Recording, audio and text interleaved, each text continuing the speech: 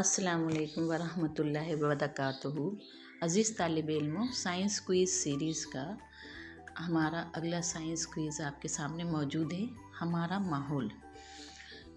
اس سبق میں آپ نے پڑھا ہوگا اور آپ پڑھ چکے ہوں گے کہ کس طرح سے جاندار و بے جان چیزیں آپس میں مل جل کر ایک نظم و ضبط میں رہ کر اس سیارے پر رہ رہے ہیں، اور اس میں کون کون سے کارآمد اشیاء ہیں اور کون کون سی اشیاء سے ہمارے سیارے کو یا ہماری زمین کو نقصان پہنچ رہا ہے۔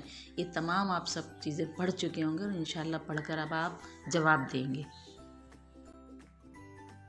ہمارا راؤنڈ فرسٹ، سوالات راؤنڈ۔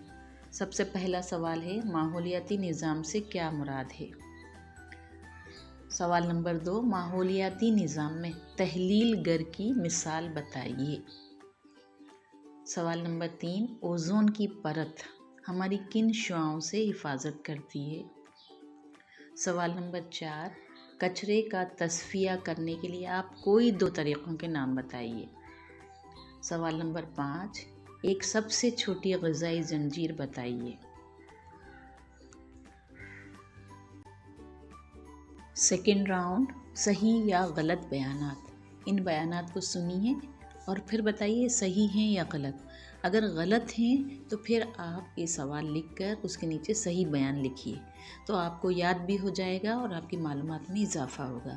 بیان نمبر 1 ہے، سبھی ہرے پودے کچھ نیلی ہری الگی ضیائی تالیف کے ذریعے اپنی غذا خود نہیں بنا سکتے۔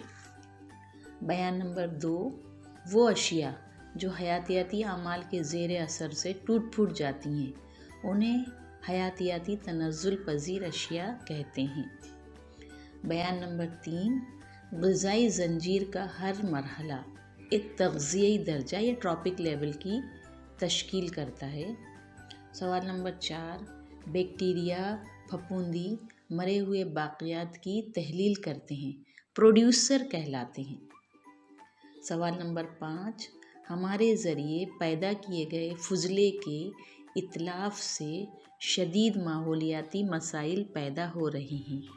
ان بیانات کو اپنی کسوٹی پر جانچیے اور پھر صحیح بیان لکھیے، اور صحیح ہے تو الحمدللہ۔ معروضی سوالات یا multiple choice question, round third.